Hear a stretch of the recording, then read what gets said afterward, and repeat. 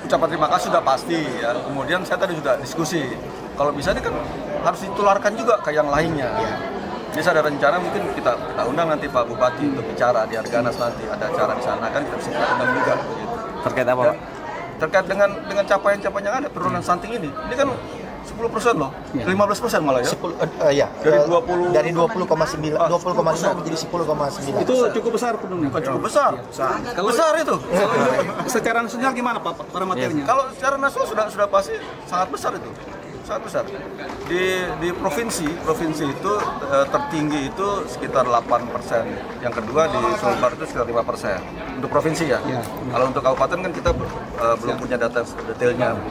Tapi kalau emang ini 10% itu sangat luar biasa sekali. Dan saya dengar tadi ya seperti yang saya sampaikan tadi kan memang harus masuk langsung. Nah tadi Pak Bupati sampaikan punya program itu ya. Dapur cetus Dapur cetus tadi. Itulah salah satu contoh yang memang keberhasilannya memang langsung.